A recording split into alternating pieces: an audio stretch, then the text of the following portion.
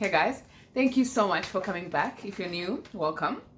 Today I'm feeling so much better than yesterday, and so I'm back to my little corner. It's become such a routine for me because every day when after work, when I get home, I do my evening stuff, and then I sit here and talk to you guys. So thank you so much for coming back. Now today, I want to speak about compliance and defiance, and stick with me. It's going to be of relevance. Now, when I went to work this morning, and I was checking my social media account, and I went on this Facebook group. It's called the Queens of the Nile, and today I feel like a queen of the Nile. And I saw this post that had been posted on there by this another queen, and it was a post of a girl who I think is not older than 14, just from the looks of things. And this girl was also very pregnant, and these stories are just I'm really passionate about these stories, and yeah, later on I'll tell you why I'm passionate about these things. And so she was saying that these people, or rather everyone almost in the comment section, are saying that these people should be held accountable, the people who made this girl pregnant, and they've taken advantage of her, she's young and all that stuff. And I agree with that, but my problem is we are looking at it in one way. What if the father of the baby is another 16-year-old boy? What if he's even 15 years old? Then what? Because this is just another boy who's just as confused as this girl about puberty and everything that's changing from being a child to now transitioning into an adult. And sorry that our parents, they don't help us with this. They don't help us transition nicely from a child to being an adult now, because there's so many things that change in your body, not just physically, but also psychologically and psychologically. And these people don't know how to deal with them. And that's why we realize that these girls engage in premature sex, and so there's early pregnancies and things like that. And so my point was, during this post was, or rather when I was typing, it was an entire paragraph, and when I was typing, I stopped somewhere, and when I said that humans are generally defiant, and then I stopped, for a minute to think about it. Are we generally defiant?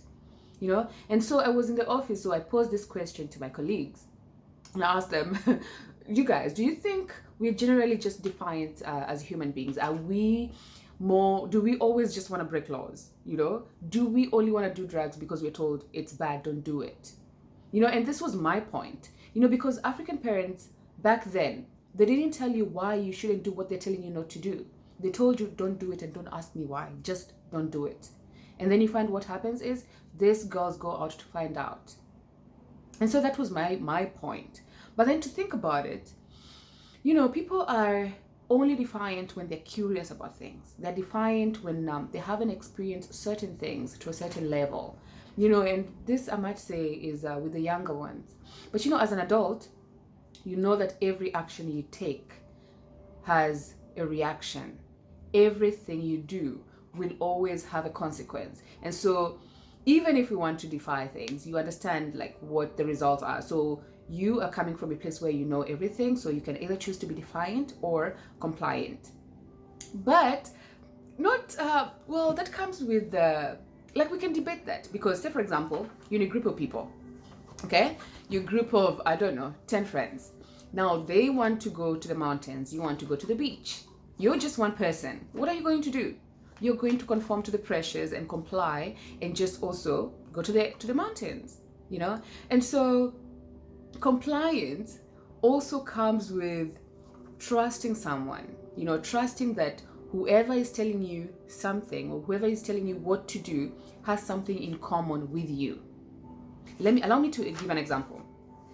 Say you are there's a group of girls that you want to mentor, and these girls are, say they've dropped out of school, and I'm only giving this example because this was my final year thesis. They've dropped out of school, and so you are coming to mentor them. Chances are, if you're a person who's never been through what these girls have been through, they're not fully going to trust you. Or rather, they'll trust you, but not as much as they'd trust someone who's been through their journey, because they believe that this person know what we feel. They've walked in their shoes, and so they trust this person more. And so that's also with compliance. If you're coming from a place of similarity, then people are going to comply with. And so if you come from a place of similarity, then you realize that people are going to comply with you more rather than the person who has never walked in their shoes, you know. And also the other thing about compliance is you comply to what you think you're expected to do. You comply to what you think the society expects you to do. And allow me to give another example that might be debatable as well. You know, and I'm going to use politics, that we know that politics is a dirty game, right? And so when these politicians are campaigning and trying to vie for these seats, they always come and sell stories, you know. And then you find that person, that one politician that is always very passionate. We all remember Gicho Pevo, right? He was always very passionate, and he has the interest of the common mwananchi, the common citizen, at heart, you know, because he's talking about the things that we go through. He's going through them, so he knows. Okay, so like this person, he's generally just a good person, yeah. So he goes, you elect him because this is someone who's going to fight for us, and so he's coming from a place of good. And then he goes into politics, and we all know that politics is dirty. Do we trust that this person's goodness is going to triumph all the bad that has to come with politics? Do we trust that? You know, or is this person going to comply with the political world and just be a politician? You know, be what we all expect. You know, someone who's not honest with us, someone who steals from us. Another example of how we conform to what we're expected to do is the famous Stanford experiment, you know, where a group of 24 students were carefully chosen to act as prisoners and guards. You know, they were chosen to not have had any criminal records or any psychological conditions or any medical conditions. So pretty much like your average student, normal student. You know, so, and then they were either placed to be a prisoner or a guard. And the experiment was meant to run for like 14 days. But it only ran for 6 days. You know why?